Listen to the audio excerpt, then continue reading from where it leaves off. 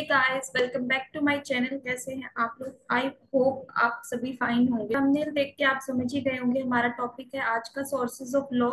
ठीक है, तो स्टार्ट करते हैं जल्दी से। और if you are new to this channel तो जल्दी से जाके कर लो मेरे चैनल को subscribe. So let's get start with the lecture.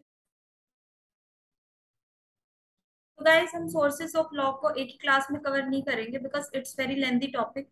तो हम लोग 3 पार्ट में इसको डिवाइड करते हैं। ठीक है, सो करते हैं फिर स्टार्ट जल्दी से। इंट्रोडक्टरी पार्ट कवर कर लेते हैं पहले।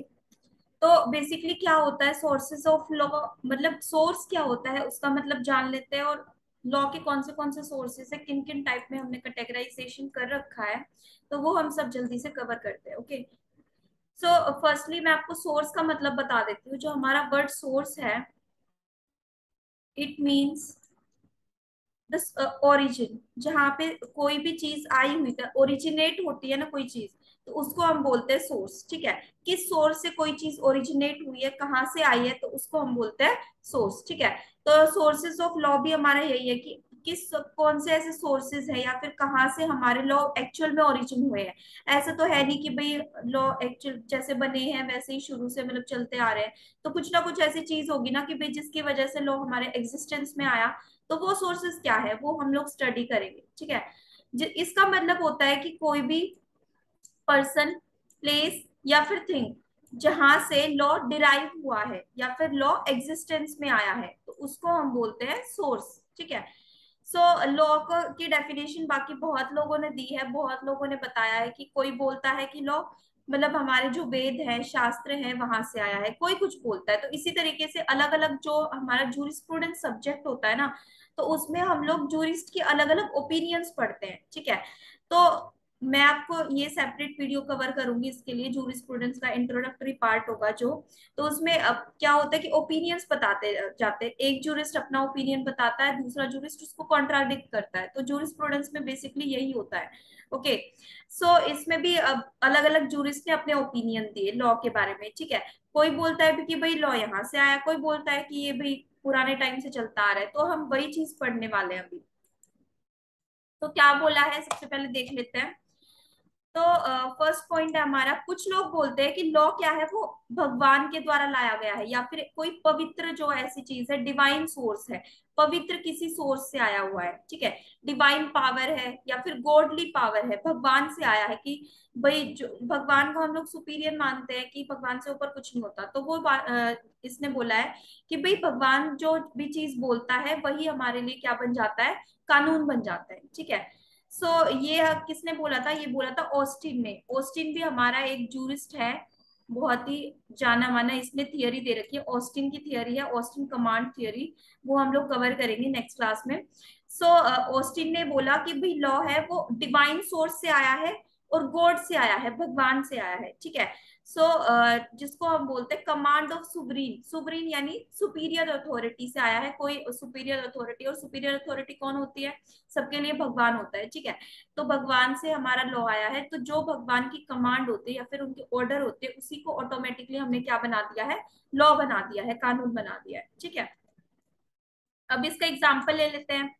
तो एग्जाम्पल से चीजें बेटर समझ में आती है, तो एग्जाम्पल ले लेते हैं इसका। और बेसिकली हमारा फंडा यही है कि एग्जाम्पल के थ्रू समझना या फिर फ्लो चार्ट के थ्रू। तो क्योंकि कुछ कॉन्सेप्ट्स ऐसे होते हैं कि हम लोग कवर नहीं कर पाते या फिर पीपीटी के थ्रू सारी बात हम लोग कवर नहीं हो पाती। ठीक है, तो इसलिए एग्जाम्पल से बेटर समझ में आता है, बेटर अंडरस्टैंडिंग के लिए। तो इसका एग्जाम्पल होगा कि हिंदू लॉ है जो हमारा, वो कहाँ से आया है? वेदों से और धर्मों से। ठीक है, वेदास एंड धर्मशास्त्र। धर्मशास्त्र और वेदों में जो भी चीज लिखी गई है वो हमारे लिए क्या मानी जाती है, हिंदुओं के लिए, कि वो कानून है। जैसे हमारी जो होली बुक है उसको बोलते हैं गीता, होती है हिंदुओं की होली बुक। तो गीता में जो भी चीज लिख रखी है या फिर जो शास्त्रों में जो भी चीज लिख रखी है, तो वो हम बोलते हैं कि भाई ये पत्थर की लकीर है, ऐसा ही फॉलो होता है, ऐसा ही चलता आया है। ठीक है, तो in which wordings of God are written, जहाँ पे क्या लिखा होता है, भगवान के द्वारा बोले गए कमांड या फिर बोले गए ऑर्डर्स लिखे होते हैं कि भगवान ने ऐसा ऐसा बोल रखा है। जैसे अगर मैं बात करूं महाभारत की, तो कृष्ण भगवान ने उपदेश दे रखा है महाभारत में। तो उन्होंने बोला था कि यदा यदा ही धर्मस्य ग्लानिर्भवति भारत है। तो वो वाला जो आपका क्या है, वो वर्डिंग्स ऑफ गॉड है, ठीक है। तो उसमें भी वो भी उसकी तरह क्या बोलते हैं ना, कर्म करो फल की इच्छा मत रखो, तो वो भी भगवान श्री कृष्ण ने उपदेश में दिया था। तो वो चीज क्या है, वर्डिंग्स ऑफ गॉड है, और वही हमारे लिए क्या बन रही है, कानून बन रही है। तो ये किसका कॉन्सेप्ट था, ऑस्टिन ने बोली थी ऐसी चीज। अब मोहब्बत जो मोहम्मदन लॉ है आपका, उसमें वो क्या चीज फॉलो करते हैं, वो फॉलो करते हैं जो उनकी कुरान में लिख रखा हो। कुरान उनकी होली बुक है, ठीक है। गीता हिंदुओं की होली बुक है।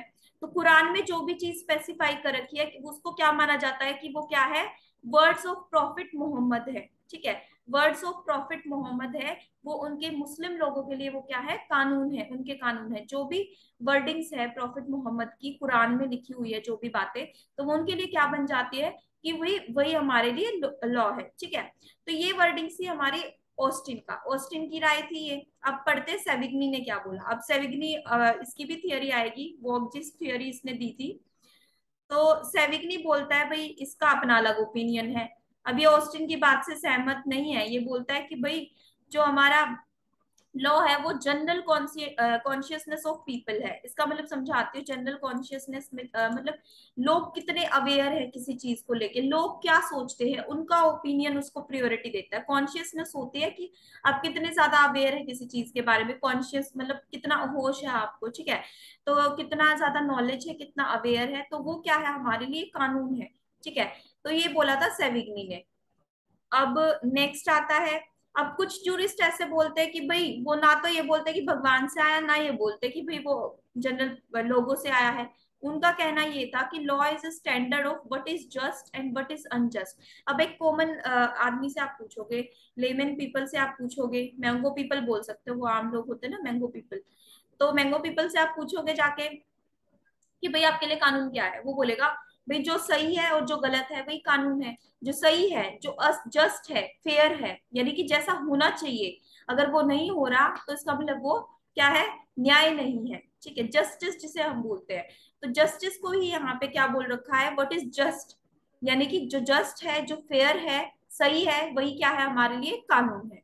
तो it makes it clear what is equitable and good. जो कि इक्विटेबल है और गुड है, तीन प्रिंसिपल्स होते हैं हमारे लॉ में। सो जब भी कोई डिसीजन दिया जाता है वो तीन प्रिंसिपल्स के बेसिस पे दिया जाता है। ये भी एक सोर्सेज ऑफ लॉ का ही पार्ट है। फर्स्ट इज जस्टिस, न्याय, ठीक है। नेक्स्ट इज इक्विटी, यानी कि सबको इक्वल ट्रीटमेंट दिया जाना चाहिए। कॉन्स्टिट्यूशन में हमारा फंडामेंटल राइट है ना, आर्टिकल 32 के अंदर, ठीक है।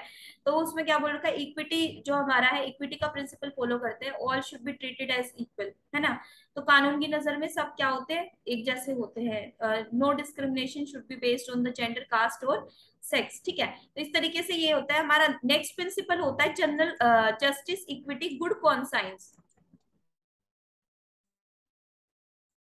So that is the third principal. तो जब भी कोई भी जजमेंट होती है या फिर कोई भी आप कोर्ट आपका जजमेंट सुनाता है, तो वो इन तीन प्रिंसिपल्स को ध्यान में रखते हुए जजमेंट देता है। जस्टिस को ध्यान में रखते हुए, क्या न्याय है, इक्विटी की ट्रीटमेंट सबको इक्वल मिलना चाहिए, और गुड कॉन्साइंस, ठीक है। तो इन तीनों प्रिंसिपल को ध्यान में रखा जाता है। तो यहाँ पे बोला गया कि भाई लॉ क्या है, कि जो कि जस्ट है, जो फेयर है, जो इक्विटी है लोगों के साथ, और जो गुड कॉन्साइंस है, तो वो क्या है, आपका लॉ है। तो ये भी किसी जूरिस्ट ने बोले हैं। अब कुछ लोग बोलते हैं कि ना तो लॉ क्या है, सुपीरियर अथॉरिटी से आया है, जैसे कि ऑस्टिन ने बोला था ना कि लॉ सुपीरियर अथॉरिटी से आया है, और बल्कि ये क्या है, इवॉल्व फ्रॉम सोसाइटी, ये लोगों से द्वारा आया है और सोसाइटी के द्वारा आया है। जैसे जैसे टाइम चेंज हो रहा है, उसी के अकॉर्डिंग जरूरतें भी अलग होती जा रही हैं, ठीक है। पहले टाइम में क्या था, लॉ की कोई नीड ही नहीं होती थी, ठीक है। लॉ होता था लेकिन लोग इतना फॉलो नहीं करते थे। लेकिन जैसे जैसे सोसाइटी डेवलप हुई, क्राइम भी डेवलप होते गए, तो उसके लिए हमें क्या जरूरत पड़ी, लॉज की जरूरत पड़ी, ताकि क्या कर सके, रेगुलेट कर सके लोगों के बिहेवियर को। रेगुलेट करने के लिए लॉ का पर्पस बेसिकली यही होता है ना, कि लोगों के बिहेवियर को रेगुलेट करना, और जो भी कुछ गलत कर रहा हो उसको पनिश करना, ठीक है, सैंक्शन देना। तो ये क्या था, इसने बोला कि भाई ना तो लॉ सुपीरियर अथॉरिटी से आया है, और ना ही ये क्या है, जनरल कॉन्शियसनेस है, बल्कि ये क्या है, सोसाइटी के साथ इवोल्व हुआ है। इवोल्व यानी दिन प्रतिदिन जैसे जैसे टाइम चेंज हुआ है, जैसे जैसे लोगों की रिक्वायरमेंट चेंज हुई है, ये उसी तरीके से लॉ भी चेंज होता चला गया, लॉ भी एग्जिस्टेंस में आने लगा। ठीक है, so law changes as per the needs and behaviour of the people. अब कुछ लोग बोलते हैं कि भाई ना तो लॉ भगवान ने दिया है, ना लोगों से आया है। अब लॉ वो है जो हम किताबों में पढ़ते हैं, जो एक्चुअल में हमारा बुक्स में लिखा गया है, उसको हम लॉ मानेंगे। ये अब इनकी अलग ही राय है।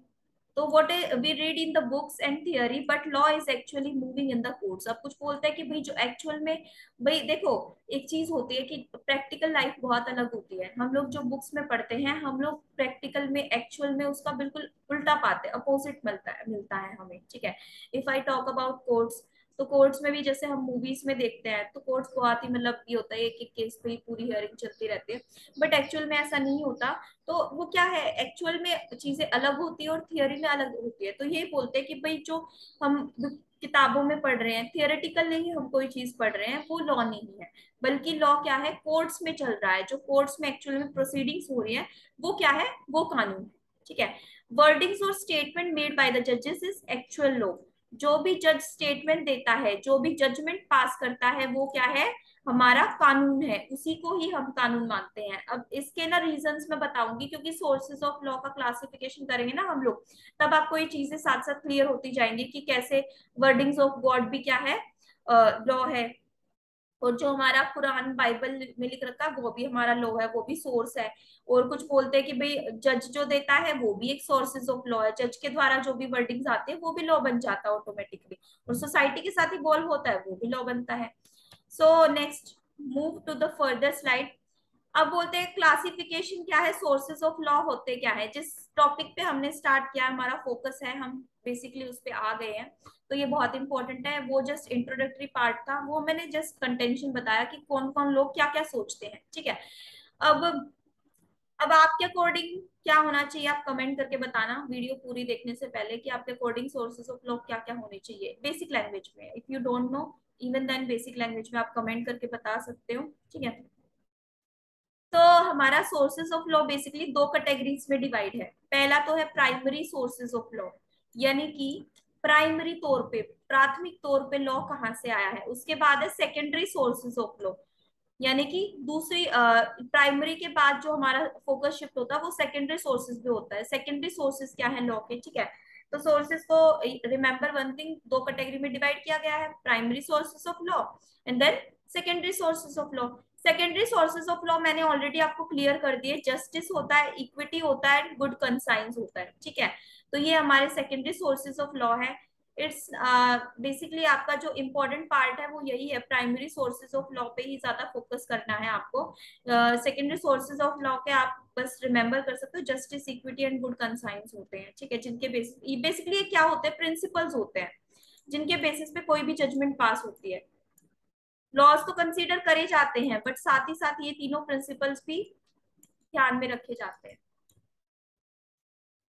सो ये PRINCIPAL वाला प्रिंसिपल नहीं है, ये प्रिंसिपल्स वाला, सिद्धांत वाला प्रिंसिपल्स है। कभी आप सोच रहे हो ये जो स्कूल में होता है प्रिंसिपल, वो वाला नहीं है। Okay, so primary sources of law है कस्टम्स। पहले तो कस्टम्स क्या होते हैं, हम अभी थोरोली इनको वन बाय वन रीड करेंगे, इसी में पूरी क्लास कवर होने वाली है। आज हम कस्टम कवर करेंगे ओनली फर्स्ट क्लास में, then we will cover judicial precedents, then we cover legislation and personal laws. ठीक है, so second sources of law होता है हमारा जुडिशियल प्रेसिडेंट। ठीक है, नेक्स्ट होता है लेजिस्लेशन।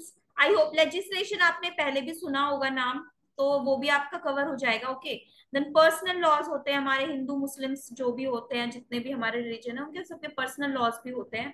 तो बेसिकली दो टाइप के लॉज होते हैं, एक तो वो होते हैं जो ओवरऑल कंट्री में फॉलो होते हैं, और एक पर्सनल लॉज होते हैं जो बेसिकली उन्हीं लोगों पे फॉलो होते हैं जिनके लिए बनाए गए। जैसे आपका हिजाब वाला जो रूल है, तो वो किसके लिए है, मुस्लिम्स के लिए है, मोहम्मदन के लिए है। ठीक है, तो हिजाब आपका जो है वो कहाँ होता है, उनका पर्सनल लॉ है। ठीक है, तो इसी तरीके से हिंदुओं के भी, और सिख की बात करूं मैं, जो पगड़ी है उनका, वो भी आप उनका पर्सनल लॉ है। ठीक है, तो ये इस तरीके से कवर हो रहे हैं। तो आज हम कस्टम कवर करेंगे, सो करते हैं फिर स्टार्ट। कस्टम क्या होता है मैं आपको बेसिक लैंग्वेज में बता देती हूँ, पीपीटी पढ़े बगैर हम लोग बताते हैं इसको, क्योंकि जितना आप बेसिक समझने की कोशिश करोगे उतना ही ज्यादा बेटर अंडरस्टैंडिंग होगी। तो कस्टम बेसिकली क्या होते हैं, रिवाज होते हैं एक तरीके के, कि जैसे हम बोलते हैं ना कि तिलक लगाना पूजा करते टाइम, ठीक है, तो आप बोलते हो कि तिलक क्यों लगाते हैं भाई, स्वास्तिक ड्रॉ भी करते हैं हम लोग, कोई दीवारों पे स्वास्तिक ड्रॉ होता है, ठीक है, पूजा के टाइम पे। तो वो क्यों होता है, हैव यू एनी क्वेश्चन आपने कभी पूछा होगा, तो आपके जो पेरेंट्स है या फिर जिससे भी पूछते हो तो वो लोग बोलते होंगे कि भाई ये ना रिवाज है, हमारे पूर्वज भी करते आए हैं, हमें भी, हम भी कर रहे हैं, तो सालों से जो प्रथा चली आ रही है या फिर रिवाज चले आ रहे हैं, ऐसे वर्डिंग सुने होंगे I hope. So if I am not wrong these wordings are custom, ठीक है। तो ये जो वर्डिंग्स है, रिवाज है, रीति है, या फिर आपकी प्रथा है जो चलती आ रही है सालों से, ठीक है, उनको हम बोलते हैं कस्टम। यानी कि जो लोग सालों साल से फॉलो कर रहे हैं उनको कंटिन्यूअसली, और आगे की जनरेशन भी उनको फॉलो कर रही है, तो उनको हम बोलते हैं custom. That is called custom. ये हमने लेमन लैंग्वेज में समझ लिया, अब हम पीपीटी की हेल्प से समझते हैं, ठीक है। जो कस्टम वर्ड है हमारा, वो ओरिजिनेट हुआ है हमारा फ्रेंच वर्ड से। फ्रेंच लैंग्वेज का आपका वर्ड है जिसका मतलब है कॉस्ट्यूम। कॉस्ट्यूम का मतलब है, ब्रेक करके हम इसको पढ़ते हैं, it can be breakable as con सुसेर, ठीक है। कॉन का मतलब होता है एक्सप्रेसिंग इंटेंसिव फोर्स, किसी इंटेंसिव फोर्स यानी फोर्सफुल नेचर का कोई चीज है तो उसको एक्सप्रेस करने के लिए वर्ड यूज होता है कॉन। एंड स्यूसेर का मतलब है बिकम, सॉरी, बिकम एकस्टम्ड, ठीक है, जो चीज रिवाज बन चुकी है, यानी कि फोर्सफुली जो चीज रिवाज बन चुकी है, जो बाइटिंग नेचर की है, आप मतलब आपको फॉलो करनी ही करनी है, तो वो क्या बन जाती है, आपकी कस्टम बन जाती है। तो ये हमने ब्रेकेबल करके, बाकी ये तो थियोरेटिकल पार्ट है, ये जस्ट आपको रिमेम्बर रखना, ये वाला पॉइंट आप ज्यादा रिमेम्बर रखना कि ये फ्रेंच वर्ड से आया है जिसका मतलब कॉस्ट्यूम। कॉस्ट्यूम यानी, देखो कॉस्ट्यूम आपने सुना होगा, ये जो हम वस्त्र धारण करते हैं या फिर वेशभूषा बोलते हैं, जिसे हम आउटफिट बोलते हैं, तो क्या होता है ऑटोमेटिकली पर्सन की पर्सनैलिटी चेंज कर देता है। तो कोस्ट जो कस्टम है हमारा वो भी इसी तरीके का होता है, कस्टम भी क्या करता है हमारा कॉस्ट्यूम की तरह ही होता है, ठीक है, जिसको हम अपना लेते हैं, ओढ़ लेते हैं, ठीक है। सो इस वर्ड का मतलब ये है कॉस्ट्यूम, ठीक है। हिंदी में कस्टम को बोला जाता है, जैसे मैंने बताया अभी, रीति, व्यवहार, रस्म, रिवाज, ठीक है, इन नामों से जाना जाता है कस्टम को। सो मोस्ट एंशियंट टाइम, सालों साल से फॉलो होता आ रहा है, बहुत पुराना सोर्स ऑफ लॉ है। Custom prevailed in our society for from a long period of time, ये चीज सेम है डिट्टो। अब मेन आता है डेफिनेशन पार्ट पे, डिफाइन कैसे कर रखा है, तो ये बहुत ही इंपॉर्टेंट लाइन है आपकी, तो just focus on that line, हम लोग हाईलाइट भी करते जाते हैं इसके साथ साथ। व्हेन सेम थिंग, जब कोई चीज was done again and again, जब कोई चीज बार बार हो रही हो, अगेन एंड अगेन, ठीक है, दोबारा दोबारा हो रही हो, या फिर उसका रिपीटिशन हो रहा हो किसी सेम चीज का, practice in a particular manner, और उसका क्या हो, कोई ना कोई मैनर हो, उसको फॉलो करने का कोई ना कोई मैनर हो, ठीक है, तरीका हो। जब कोई चीज बार बार रिपीट हो रही हो, एक बार हो चुकी है ऑलरेडी लेकिन फिर भी उसका रिपीटिशन हम लोग कर रहे हैं, और उसको पर्टिकुलर मैनर में जिस तरह से पहले की थी उसी तरह से अब कर रहे हैं, ठीक है, then it forms a custom of that place, तो ये उस जगह का क्या बन जाता है, कस्टम बन जाता है, यानी कि रिवाज बन जाता है, ठीक है। Let's get an example. For example अगर मैं बोलूँ सालों साल पहले, जैसे अगर हमारे पूर्वज थे वो क्या करते थे कि नीचे बैठ के जमीन पे खाना खाते थे, ठीक है।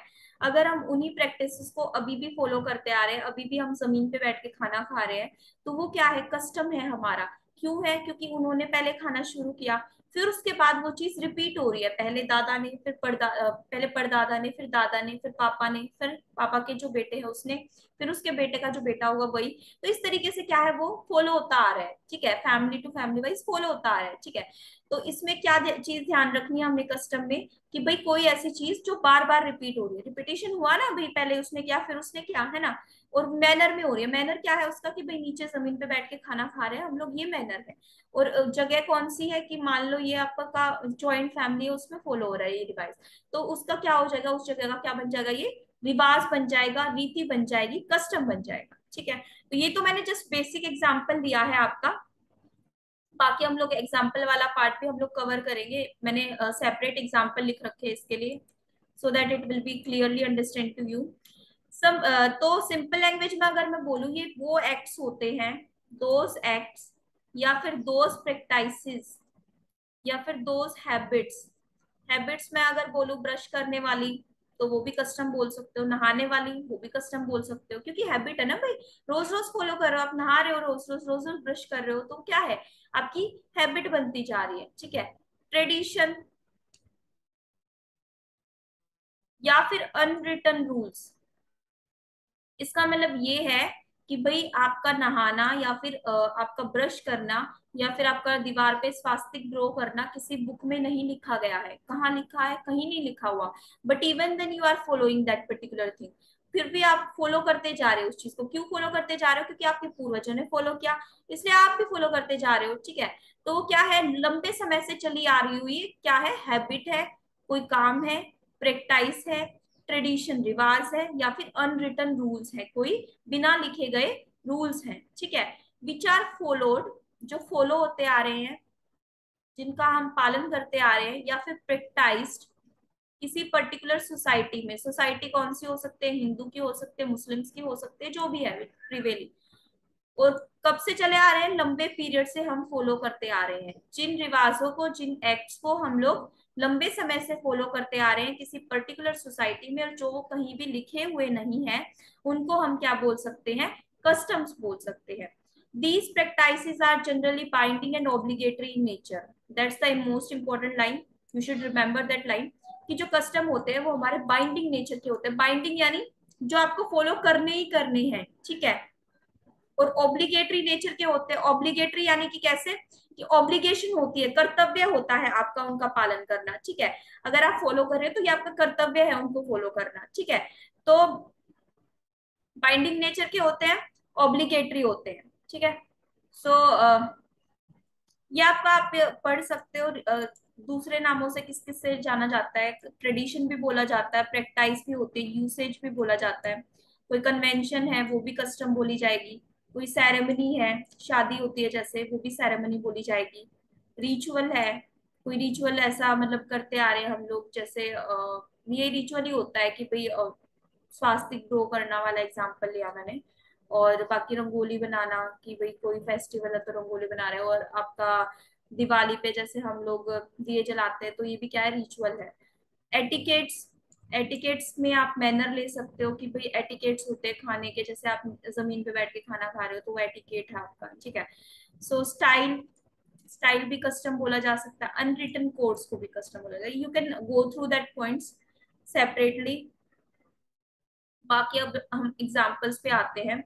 सो द मोस्ट इंपॉर्टेंट एग्जाम्पल है saptapadi, saptapadi you know every, आपको नाम सुन के ऐसा लग रहा होगा कि सप्तपदी हमें नहीं पता, but you know very well, क्योंकि हमारा जो हिंदू रिलीजन है उसमें क्या होता है कि जब भी मैरिज होती है, हमारा ये इम्पोर्टेंट रिचुअल माना जाता है कि मैरिज के टाइम जो कपल्स होते हैं, कपल्स नहीं बोल सकते, जो ब्राइड और ग्रूम होते हैं, वो क्या करते हैं, एक फायर के चारों तरफ 7 फेरे लेते हैं, 7 राउंड्स करते हैं, तो उसको हम बोलते हैं सप्तपदी।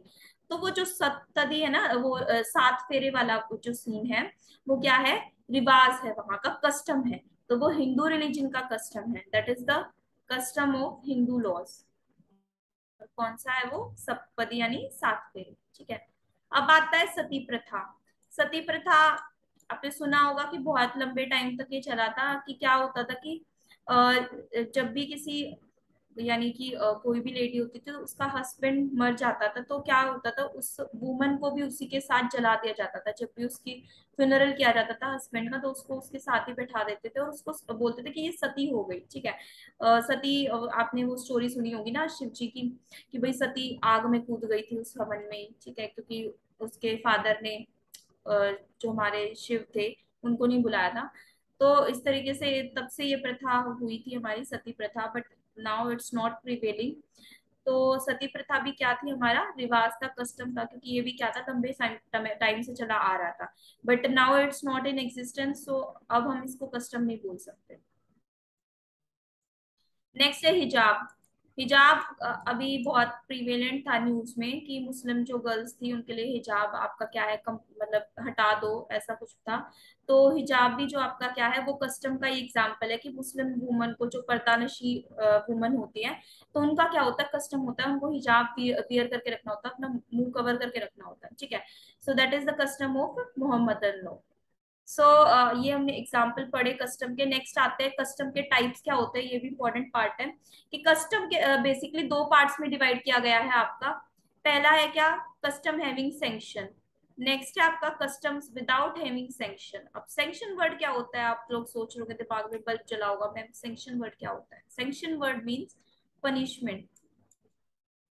लॉ का पर्पज ही क्या है, बेसिकली पनिश करना, रॉन्ग डूअर्स को पनिश करना, ठीक है। So sanction is like a punishment, कि भाई अगर आपने कोई भी लॉ वॉयलेट किया तो आपको क्या मिलेगी, पनिशमेंट मिलेगी उस चीज की। तो दो पार्ट्स में डिवाइड किया है हमारा ये, custom having sanction and then custom without having sanction, जिसमें जिन कस्टम को फॉलो करने पे आपको पनिशमेंट, सॉरी, जिन कस्टम को ना फॉलो करने पे आपको पनिशमेंट मिलती है और जिन कस्टम को फॉलो ना फॉलो करने पे आपको पनिशमेंट नहीं मिलती, तो ऐसे है। तो मैंने बताया ना, बाइंडिंग नेचर के होते हैं और ऑब्लिगेटरी होते हैं। तो वो बाइंडिंग नेचर के किस तरह से, क्या इस लिमिट तक हो सकते हैं कि भाई हमें पनिश भी किया जा सकता है उस चीज के लिए। यस यू आर राइट, कि पनिश भी किया जा सकता है, वो ऑब्लिगेटरी नेचर के होते हैं। तो इनको basically custom having section, without having section का तो कोई है ही नहीं, बट इसका जस्ट एग्जाम्पल है और डेफिनेशन है। बाकी लीगल कस्टम्स है हैविंग सैंक्शन में, कि भाई जो हमारा कानून ने जिनको रिकॉग्नाइज कर रखा है कि आपको ये चीज फॉलो करनी है, ये इसका रूल फॉलो करना है, पर आप नहीं कर रहे हो तो आपको पनिशमेंट मिल सकती है। सो कन्वेंशनल है, जो लंबे टाइम से चले आ रहे हैं। फिर लीगल कस्टम को भी दो पार्ट में डिवाइड किया गया, लोकल है और जो जनरल है। इसको भी ऐसे ही दो पार्ट में, लोकल है देन जनरल है। अभी हम इनको सेपरेट सेपरेट कवर करेंगे, डोंट वरी। या कभी आप सोच रहे हो कि मैम ने सीधा सीधा नाम बता दिया और हमें तो पता ही नहीं, so that's not the point.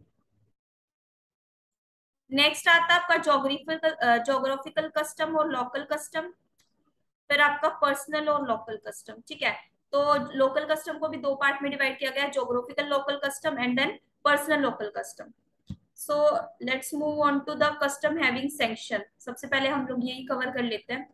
So it refers to those custom, basic language में मैंने बताया, जिन कस्टम को फॉलो नहीं करते और आपको ना फॉलो करने पर उनको पनिशमेंट मिलती हो, तो वो क्या है, जो ओब्लिगेटरी नेचर के है, बाइंडिंग नेचर के है। बेसिकली इसको सिंपली आप ऐसे बोल सकते हो, जो आपको फॉलो करने ही करने हैं, नहीं करोगे तो पनिश करोगे, जेल में जाओगे, ठीक है। तो ये वो कस्टम्स होते हैं। तो पीपीटी से पढ़ लेते हैं। It refers to those customs which are imposed by a particular state, जो आपको स्टेट ने जिनको जिन, यहाँ पे स्पेलिंग रॉन्ग हो गई by mistake, but you just go through that spelling. जो आपकी किसी स्टेट ने इम्पोज कर रखे, यानी कि गवर्नमेंट ने इम्पोज कर रखा है, या फिर कोई लॉज है ऐसे जिन्होंने आपके ऊपर वो कस्टम ओब्लिगेशन की तरह या फिर बाइंडिंग कर रखा है सोसाइटी के ऊपर, तो वो हमारा क्या हो जाएगा, कस्टम हैविंग सैंक्शन के अंडर आ जाएगा। It refers to those customs which are impose by a particular state on the whole society, पूरी सोसाइटी पर वो ओब्लिगेटरी है। These are obligatory in nature and needs to be followed, जिनको follow करना ही पड़ेगा। In case of non obligation, follow नहीं करोगे तो उसको इविल कंसिक्वेंसेस फेस करने पड़ सकते हैं। इविल कंसिक्वेंसेस किसकी फॉर्म में होंगे, पनिशमेंट की फॉर्म में होंगे। नहीं फॉलो करोगे तो भाई पनिश किए जाओगे। सो जैसे इसका एग्जांपल ले लेते हैं, not to engage in smuggling of drugs. Law ने बोल रखा है कि भाई आपको ड्रग्स की स्मगलिंग नहीं करनी है, but even then you are engaging in that practice, तो ये क्या आ जाएगा आपका कस्टम हैविंग सैंक्शन के अंडर आ जाएगा। कस्टम है कि आप ड्रग्स की स्मगलिंग नहीं करोगे, लेकिन आप फिर भी उस चीज को फॉलो नहीं कर रहे हो, तो इसका मतलब है कि आप उसका वॉयलेशन कर रहे हो। जो स्टेट द्वारा जो आपके कस्टम डिराइव किए गए हैं, बोला गया है, इम्पोज किए गए हैं, तो आप फॉलो नहीं कर रहे हो, तो आपको क्या मिल सकती है, पनिशमेंट मिल सकती है। जैसे इलीगल वेपन की भी स्मगलिंग नहीं कर सकते आप। नेक्स्ट आपका क्या है, commitment of man in marriage. ये आपका हिंदू लॉ में हो जाएगा कि आप बायोगेमी, जो आपका कॉन्सेप्ट है बायोगेमी, हमारे हिंदू लॉ में अलाउड नहीं है। So if a person having more than one wife, then उसको पहले को या उसको सेकंड वाइफ को डिवोर्स देना पड़ेगा। ठीक है, तो इसका मतलब यही है कि दो लेडीज से शादी नहीं कर सकता, एक टाइम पे एक ही वाइफ होनी चाहिए। तो that is the custom of Hindu law. So अगर आप ऐसा करते हो तो आपको पनिशमेंट भी मिल सकती है। तो इनको मैंने बताया था दो पार्ट्स में अगेन डिवाइड है कस्टम हैविंग सैंक्शन के अंडर। तो पहला है लीगल कस्टम। लीगल कस्टम क्या है, जो किसने इम्पोज करके, it refers to all the rituals और acts are legally binding and also recognised by the courts, जिनको कोर्ट ने रिकॉग्निशन दे रखी है कि आप ऐसा नहीं कर सकते। कोई कानून बना रखा है कि भाई आपके अगर मैं बोलूं चाइल्ड लेबर का जो एक्ट है, ठीक है, चाइल्ड लेबर आपका जो है वो प्रोहिबिट है, but even then child labour अगर आप करा रहे हो तो उसमें क्या हो सकता है कि आपको पनिशमेंट मिलेगी। तो वो क्या है, अपने आप में एक लीगल कस्टम है, बिकॉज उसके लिए ऑलरेडी एक लॉ एग्जिस्टेंस में, prohibition of child labour act. तो आपका ये आपका क्या बन जाएगा, लीगल कस्टम बन जाएगा। So I hope you are understanding my teaching. That's why they had become part of law of land. तो क्या बन जाते हैं, जमीन का, जो धरती का कानून बन जाते हैं कि भाई धरती पर ये चीज फॉलो होगी और ये चीज नहीं होगी। So they use to operate as binding rule passes by law. तो बाइंडिंग नेचर के होते हैं, सेम पॉइंट वही रिपीट हो जाएगा। तो बेसिकली ये याद रखना कि ये कोर्ट के द्वारा रिकॉग्नाइज होते हैं और लीगली बाइंडिंग होते हैं लोगों के ऊपर। इनके लिए प्रॉपर लॉज होते हैं, अगर आप फॉलो नहीं करोगे तो पनिशमेंट है उन लॉज के अंडर। सो इसको दो पार्ट में डिवाइड किया गया। बेसिकली लोकल कस्टम है आपका, देन जनरल कस्टम है। लोकल कस्टम है आपका जो आपका पर्टिकुलर सोसाइटी में फॉलो होता है, किसी पर्टिकुलर एरिया में, कम्युनिटी में और सोसाइटी में उस सिर्फ रिवाज को फॉलो कर रहे हो, तो वो आपका क्या बन जाएगा, लोकल कस्टम बन जाएगा।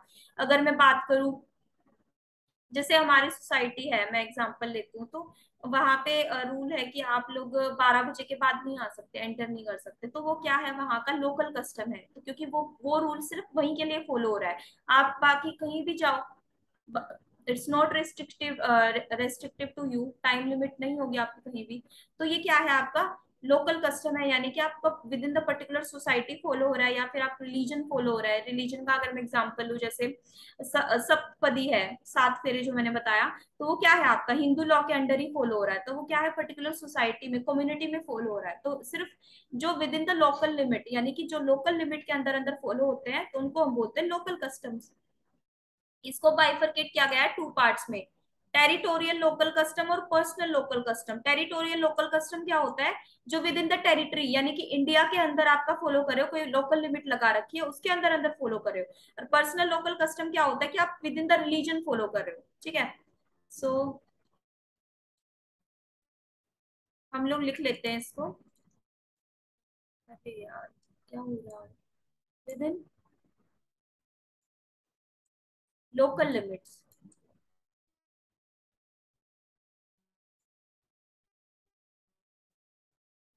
और ये क्या था आपका, personal loss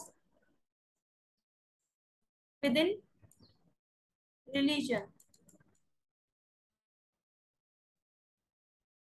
Don't go in my handwriting because it's difficult for me to write on that. But I will drop like points in the video so you can understand from that points. जो भी मैं चीज लिखूंगी वो side by side में आपको show करती जाऊंगी, ठीक है, टेक्स्ट में। सो जनरल कस्टम क्या होता है, these are the custom which do not operate in a particular society. किसी पर्टिकुलर सोसाइटी में नहीं होते ये, but they use to prevail on the whole nation, यानी कि पूरे नेशन पे इक्वली अप्लीकेबल होते हैं, तो उनको हम बोलते हैं अपने जनरल कस्टम। ठीक है, तो they are also called the law of the land, यानी कि धरती का जो कानून है, जो धरती पर पूरे इंडिया के अंदर अगर मैं बात करूं, तो इंडिया के अंदर जो आपका स्मगलिंग वाला है, तो विद इन पूरी कंट्री के ऊपर अप्लीकेबल है वो पॉइंट। तो जैसे आपका आपने कोई भी एक्ट स्टडी करते हो तो आपने वो पढ़ा होगा ना कि एप्लीकेबिलिटी होती है कि it is applicable to all over India, है ना। तो वो चीज क्या है, वो जनरल कस्टम के अंदर ही आते हैं आपके, कि भाई ये एक्ट आपका पूरी कंट्री पे फॉलो है, यानी कि आपका जो ये रूल है वो पूरी कंट्री के ऊपर अप्लीकेबल होगा। आप ये नहीं बोल सकते भाई मैं नहीं फॉलो करूंगा इसका, मैं ऐसे नहीं बोल सकते। लोकल लिमिट में बोल सकते हो आप, लोकल कस्टम में, कि भाई मेरी कम्युनिटी से बाहर है, मैं फॉलो नहीं करूंगा। बट जनरल कस्टम में आप ऐसा नहीं बोल सकते। सो नेक्स्ट है आपका कन्वेंशनल कस्टम।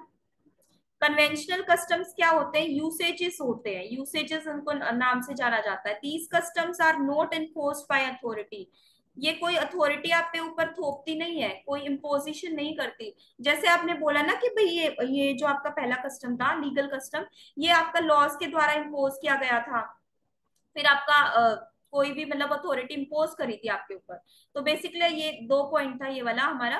बट ये जो कन्वेंशनल कस्टम होता है, ये कोई भी अथॉरिटी आपके ऊपर फोर्स नहीं करती, but binding due to an agreement between the parties. लेकिन ये बाइंडिंग इसलिए होता है क्योंकि इनके बीच में एग्रीमेंट, पार्टीज के बीच में एग्रीमेंट हो रखा होता है इस चीज को लेके। फॉर एग्जाम्पल अगर मैं बात करूं कॉन्ट्रैक्ट एक्ट की, जैसे मैंने आपका एग्जाम्पल ले लेती हूँ। मैंने आप लोगों के साथ कॉन्ट्रैक्ट कर लिया, ठीक है। कॉन्ट्रैक्ट है कि भाई कॉन्ट्रैक्ट रिलेटिंग टू व्हाट, अगर मैं बोलूँ मुझे अपना घर पर सेल करना है, ठीक है। तो उसके रिलेटिव में मैंने कॉन्टेक्ट कर लिया आप लोगों के साथ कि भाई आप मेरी हेल्प करो, मेरा घर मुझे बेचना है, ठीक है। तो आप लोग क्या करते हो, फॉलो नहीं करते हो उस चीज को। आप लोग मतलब मेरा घर सेल कराने में ना तो कुछ मतलब वो करते हो, और मैं पेमेंट ऑलरेडी आपको दे चुकी हूँ उस चीज के लिए।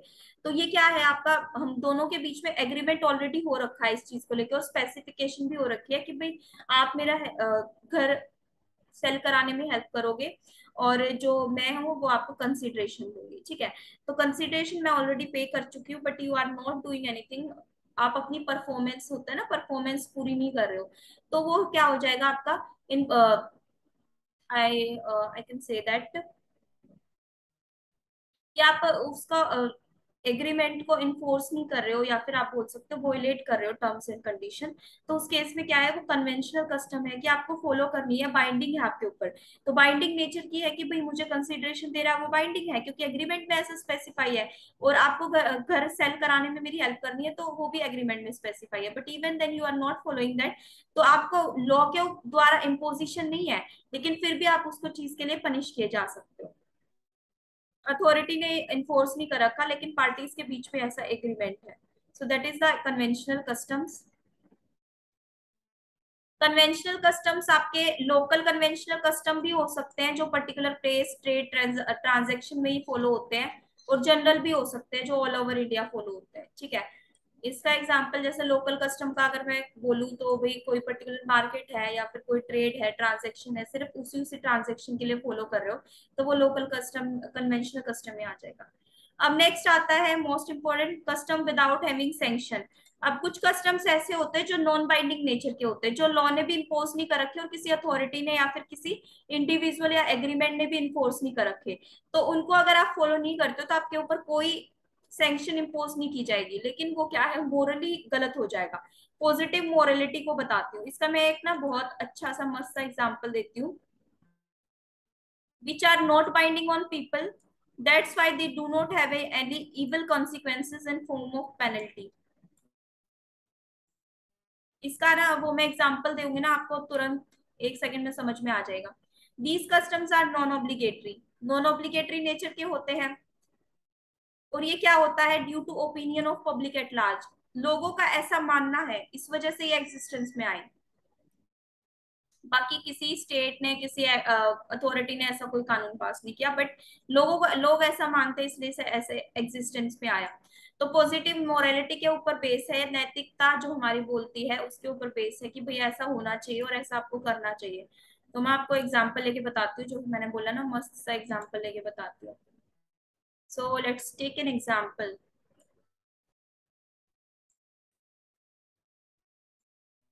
ये है मिस्टर ए, ये है आपका swimming pool. Don't go on my drawing. Just focus on the example.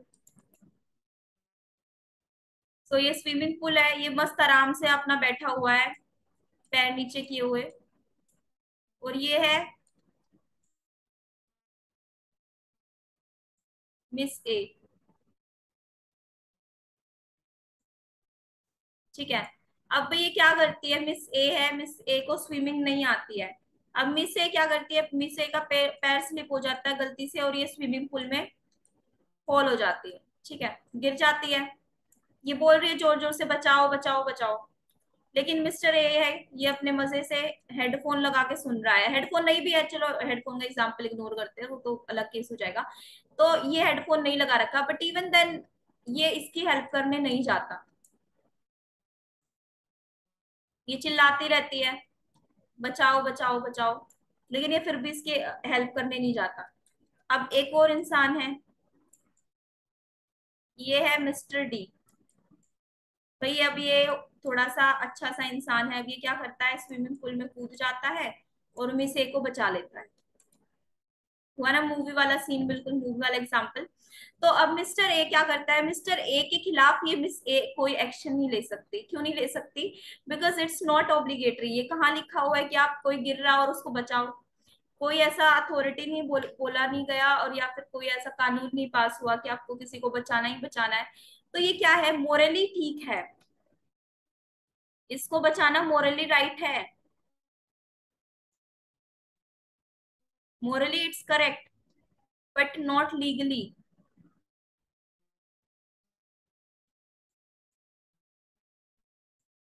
अब इसका मतलब ये है कि भाई अगर ये इसको बचा रहा है तो वो नैतिक तौर पे ठीक है, इट्स ओके। नहीं बचाता तो ये इसके अगेंस्ट पनिशमेंट नहीं कर सकती, सैंक्शन इम्पोज नहीं कर सकता कानून, भाई तूने क्यों नहीं बचाया उसको। ऐसा नहीं हो सकता। अगर हाँ वो उसको खुद धक्का देता तब चार्जेस लग जाते, लेकिन अब वो धक्का नहीं दे रहा लेकिन उसको बचा नहीं रहा, तो इसका मतलब ये नहीं है कि भाई उस पर पनिशमेंट इम्पोज होगी या फिर आपको उसको सैंक्शन दोगे। So that is the best example of law without having sanction, sorry custom without having sanction.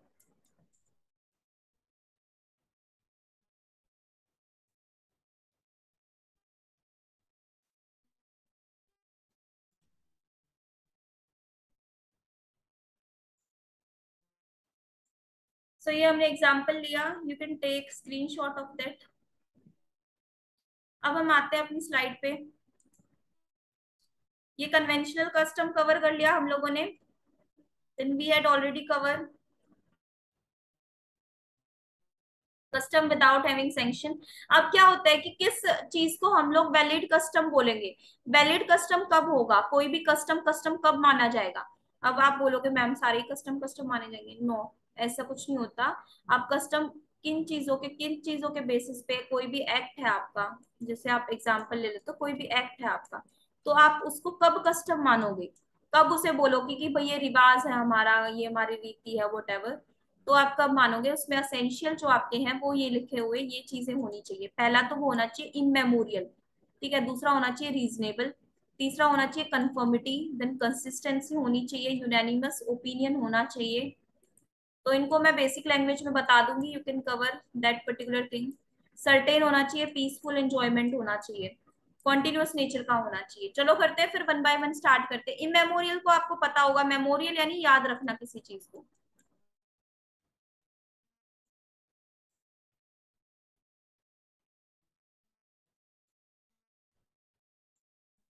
Memorial होता है याद रखना, और इमेमोरियल अगर हम इसके लिए लगा देते हैं तो इसका मतलब हो जाता है कभी नहीं भूलना,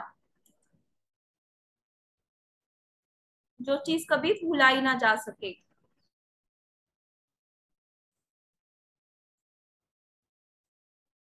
सो कस्टम हम तभी बोलेंगे किसी चीज को जब वो लंबे टाइम से चली आ रही हो, सिंस डिकेड्स।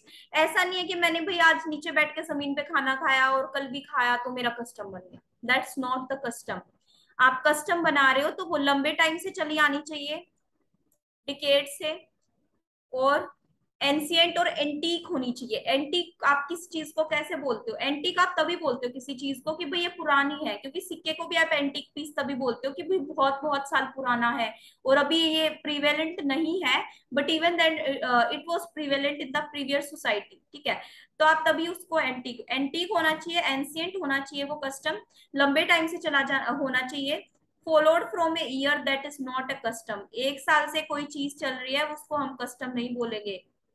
मैंने एग्जांपल लिया, एक दिन मैं नीचे जमीन पे बैठ के खाना खा रही हूँ, that is not a custom. एक महीने से खा रही हूँ वो भी कस्टम नहीं है। एक साल से खा रही हूँ वो भी कस्टम नहीं है। 2 साल से खा रही हूँ वो भी कस्टम नहीं है। जो सालों साल चलता आ रहा है, यानी डिकेड से फॉलो होता आ रहा है, यानी कि जो मेरे पूर्वज फॉलो करते थे, फिर मैं फॉलो करती हूँ, फिर उसके बाद आगे जो जनरेशन है वो फॉलो करते हैं, तो वो उसमें कस्टम माना जाएगा।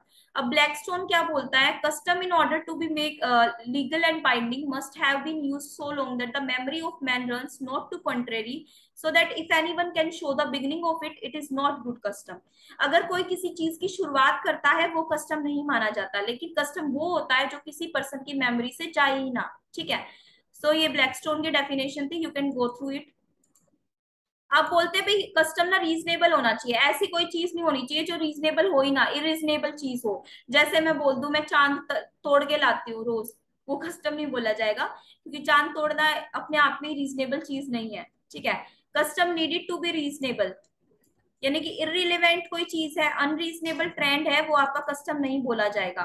Custom become unreasonable when it's suppose to the principles of justice, equity and good conscience. अगर जस्टिस, इक्विटी और गुड कॉन्साइंस के बेसिस पे ये प्रिंसिपल नहीं है तो वो क्या बोले जाएंगे? आपके अनरीजनेबल कस्टम बोले जाएंगे। So that's why it is necessary that they must be useful to the general public and convenient to the society, कि भाई वे जनरल पब्लिक के यूजफुल, जैसे सती प्रथा वाला एग्जांपल लूं मैं अगर, तो हम उसको कस्टम नहीं बोल सकते। क्यों नहीं बोल सकते? क्योंकि वो उससे किसी चीज का किसी का भला नहीं हो रहा है ना। तो वो रीजनेबल नेचर का भी नहीं है, वो इररिलेवेंट चीज है अपने आप में। सो कस्टम यूजफुल होना चाहिए, रीजनेबल होना चाहिए और कन्वीनियंट होना चाहिए, सुविधाजनक होना चाहिए, सोसाइटी को उस चीज से कोई नुकसान ना हो रहा हो। अभी ये जो सती प्रथा वाला था, सोसाइटी को इससे नुकसान तो हो ही रहा था, है ना। तो ये चीज है कि कस्टम रीजनेबलनेस होनी चाहिए, कंसिस्टेंसी होनी चाहिए। बेस्ट एग्जांपल इसका लेती हूँ। so in order to be called as valid custom, it's very much important that one custom is not conflicting with the already established custom, कि भाई दो कस्टम है ऑलरेडी, ठीक है, उनके बीच में तालमेल होना चाहिए। एक कुछ बोल रहा है, एक कुछ बोल रहा है, ऐसा नहीं होना चाहिए। अगर मैं मानू मुस्लिम लॉ के अंडर एक बोल रहा है कि भाई, इफ आई से just look out that thing, अगर मैं बोलूँ कि हिजाब है आपका, कुरान में लिखा हुआ है कि हिजाब आपको पहनना है, और लेकिन अगर कुछ लोग ऐसा कस्टम बना देते हैं कि भाई एक चीज और फॉलो होती आ रही है कि हिजाब नहीं पहनना, तो वो क्या है? दोनों कस्टम अपने आप में क्या है? कॉन्ट्राडिक्टरी है। अब लोगों को तो कंफ्यूजन होगी कि भाई किसको फॉलो करे किसको नहीं फॉलो करे, तो वो क्या है? कंसिस्टेंट नहीं है, एक दूसरे के साथ तालमेल नहीं बना रहे। या फिर इसका मैं अगर एग्जाम्पल लू, कंसिस्टेंसी का मतलब है कि दूसरे जो कस्टम है उसको वो क्या कर रहा, कॉन्फ्लिक्ट ना कर रहा हो, ठीक है। सो दैट इज द, अगर मैं बोलूँ जैसे हिंदू लॉ के अकॉर्डिंग क्या होता है कि हम पूजा करते टाइम सर पे दुपट्टा लेते हैं, ठीक है। और अगर अब कोई और बोल देता है, गीता में लिखा हुआ है कि दुपट्टा नहीं लेना, तो वो अपने आप में क्या है? कॉन्ट्राडिक्ट कर रहा है, कंफ्यूजन क्रिएट कर रहा है।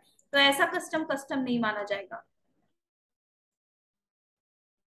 सो कंफ्यूजन नहीं होनी चाहिए, तालमेल होना चाहिए, बैलेंसिंग होनी चाहिए दोनों कस्टम के बीच में, ठीक है। So balancing should be essential in order to called as valid custom.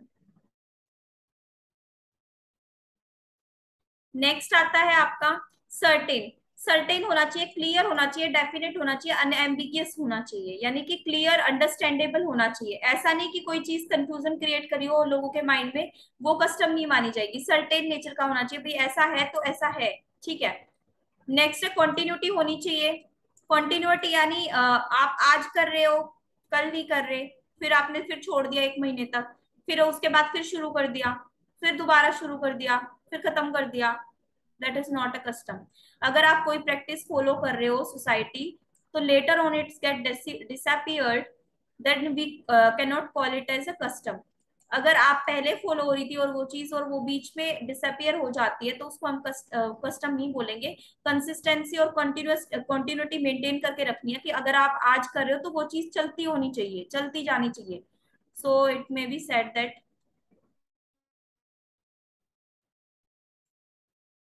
it must be going on.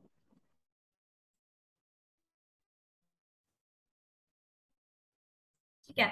So thus valid custom must be followed continuously without any break. Break नहीं होना चाहिए बीच में कोई भी. Conformity with law and public morality. So इसका मतलब ये है कि जो एग्जिस्टिंग लॉज है उसके अकॉर्डिंग ही कस्टम होना चाहिए. अगर उसको कॉन्ट्राडिक्ट करा है तो वो कस्टम नहीं माना जाएगा. If they are oppose to public policy morality and conflicted with any other statute, it's very hard to call it as a custom. In case confliction between statutory provision and custom, then when whatever is mentioned in the statute shall be given priority. इसका मैं example लेके बताती हूँ आपको. जैसे हमारा जो law है उसके अकॉर्डिंग क्या बोलते हैं लॉज हमारे.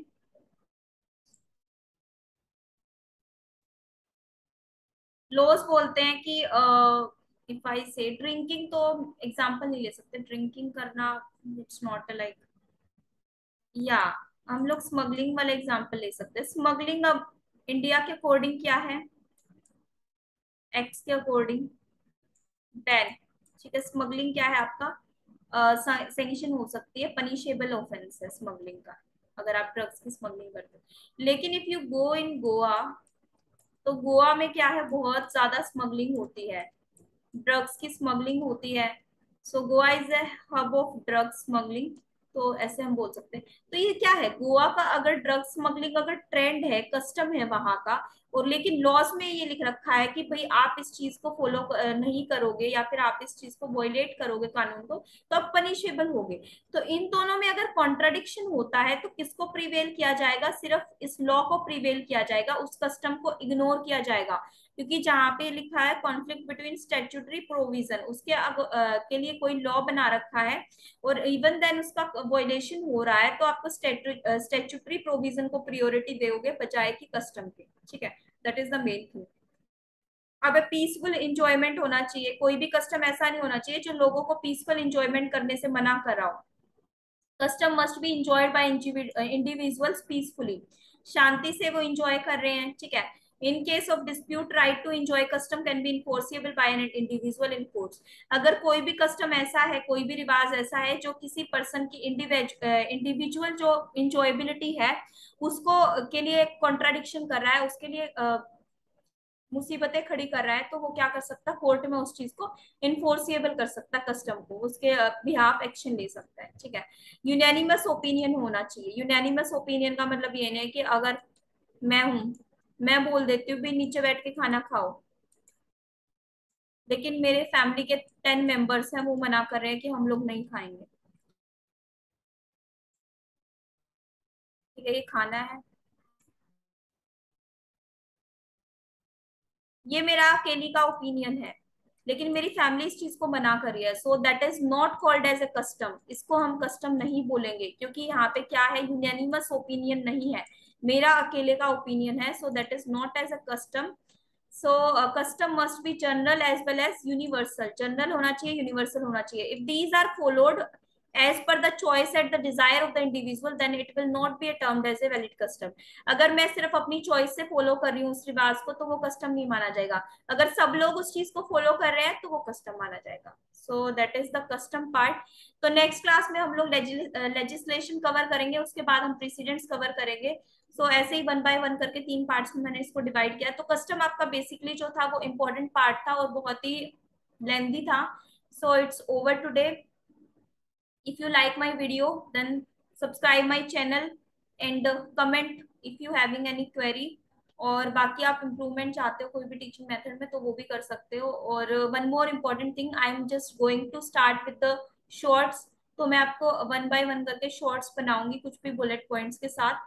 सो if you are interested on any topic in which we I can make, so you can make comments in the comment box. बाकी ईमेल भी आप कर सकते हो अगर आपको नोट्स चाहिए. So thanks for watching this video. Bye bye, take care. We will meet again with the next topic. So do subscribe my channel and stay tuned with the Miss Logical.